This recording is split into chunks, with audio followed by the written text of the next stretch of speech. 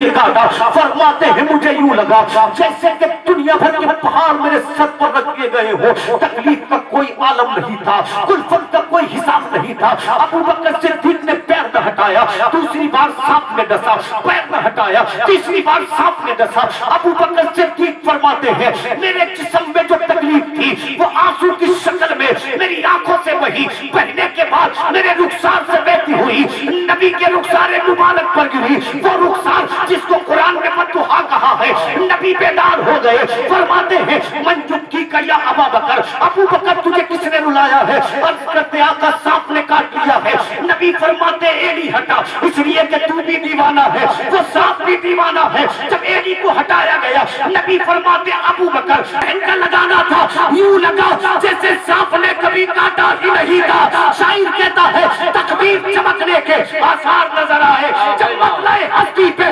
سرکار نظر آئے, جیسے ہی کھلا ان کی رحمت کا شفا خانہ, دنیا کے اطباء بھی بیمار نظر آئے. سبحان اللہ, نعرہ تکبیر, مسلک اعلی غزرت, فیضان مخدوم مشرق. سبحان اللہ, سبحان اللہ. حدیث سنا کر اختتام کی جانب مکہ والے ڈھونڈتے پہنچے غار سور کے قریب.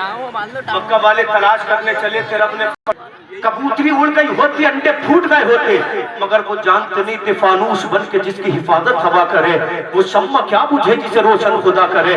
ابو بکر صدیق کہتے آقا مکہ والے اتنے قریب ہیں, اگر پیر دیکھ لیں تو پکڑ لیں گے. نبی فرماتے لا تحزن, قرآن نے اس کو بیان کیا. نبی فرماتے لا تحزن ان اللہ معنا.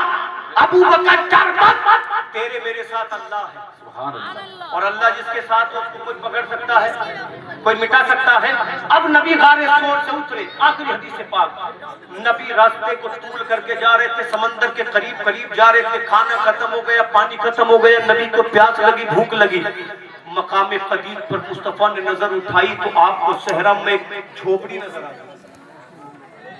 زور سے بولے سبحان اللہ, سبحان اللہ. ایک جھوپڑی نظر آئی. آقا قریب خیمے کے قریب تشریف لے گئے. جانتے ہو یہ جھوپڑی یہ خیمہ کس کا تھا؟ یہ ام معبد ابو معبد نام کے تو بوڑھے اور بوڑھی کا تھا. اللہ اللہ, ان کا کام کیا تھا؟ یہ مسافروں کو کھانا کھلاتے تھے, یہ مسافروں کو پانی پلاتے تھے. نبی گئے اور آقا قریب نے ارشاد فرمایا اے بوڑھی اگر تیرے پاس کھانے کو ہو تو دے, ہم بھوکے ہیں. اگر پینے کو ہو تو پانی دے, ہم بھوکے ہیں. بوڑھی نے کہا وہ آنے والے شہزادے, وہ آنے والے جوان, پانی ختم ہو چکا ہے, کھانا ختم ہو چکا ہے. میرے نبی نے دیکھا خیمے میں ایک بکری بندھی ہے جو کمزور ہے, جو لاغر ہے, جو ضعیف ہے. آقا کریم نے ارشاد فرمایا اے بوڑھی اگر تو اجازت دے تو ہم بکری کو دھو کر اس سے دودھ نکال لیں. اللہ اللہ, اتنا سننا تھا. ام معبد کہتی ہے کیسی بات کرتا ہے جوان, کئی ماہ گزر گئے, اس نے ایک بوند دودھ نہیں دیا ہے.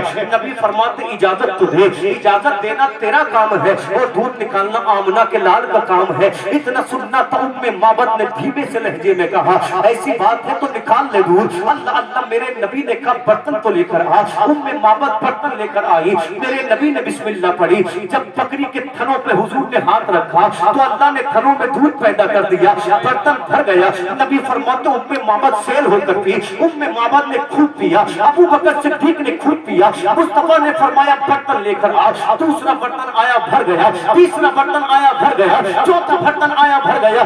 جتنے بھی ام معبد کے پاس برتن تھے سب کے سب بھر گئے, مگر بکری دودھ دیتی رہی. میرے نبی نے دودھ پیا, اجازت لے کر تشریف لے گئے. میرے نبی تو چلے گئے, مگر کچھ ساعتوں کے بعد ابو معبد آئے. جب گھر میں دودھ برتن بھرے دیکھے, کہنے لگے دودھ کہاں سے آیا؟ تو ام معبد کہتی ہے آیا تھا ایک, آیا تھا ایک, آیا تھا ایک عظمتوں والا, جس کا چہرہ بے مثال تھا, جس کا دیکھنا بے مثال تھا. اس کا چہرہ ایسا تھا کہ 14ویں رات کا چاند دیکھے تو دیکھ کر شرما جائے. اس کے لب ایسے تھے جیسے گلاب کی پنکھڑی ہوتی ہے. جب وہ ہنستا تھا یوں لگتا تھا بہاریں آ گئی ہے. اس کی گردن لگتی تھی جیسے کہ اللہ اکبر چاندی سے بنی ہے. وہ مسکراتا تھا بے مثال لگتا تھا, وہ بولتا تھا بے مثال لگتا تھا. اس کے جسم کی خوشبو کا عالم یہ, مجھ کو ہم بھی اس کے جسم کی خوشبو کا صدقہ مانگے. ابو معبد فرماتے چل, یہ کوئی عام بندہ نہیں تھا بلکہ یہ نبی آخر الزمان تھا, یہ سید الانبیاء تھا. ام معبد کا ہاتھ پکڑا, نبی کو چا لیا.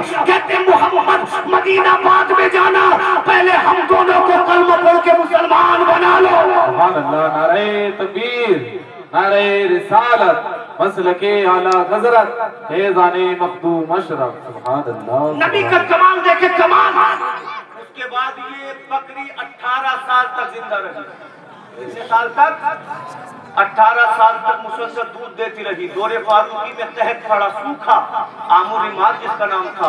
बकरियों के थन सूख गए, ऊँटनियों के थन सूख गए, ऊँटनियों के थन सूख गए, भेड़ों के थन सूख गए, मगर ये बकरी मुसलसल दूध देती रही, इसलिए कि इसे मुस्तफा के दस्ते मुबारक से निस्बत हो गई है।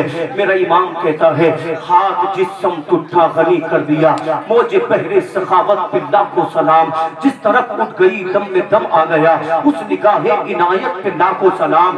कौन देता है देने को मुँह चाहिए, देने वाला है सच्चा हमारा नबी। परवरदिगार आलम से दुआ है, जिन इस्लामी बच्चों के सर पर दस्तार हिफ्ज़ रखी जाएगी, अल्लाह उन्हें बेहतरीन हाफिज, कुरान का आमिल, उसके बाद आलिम व मुफ्ती बनने की तौफीक अता फरमाए।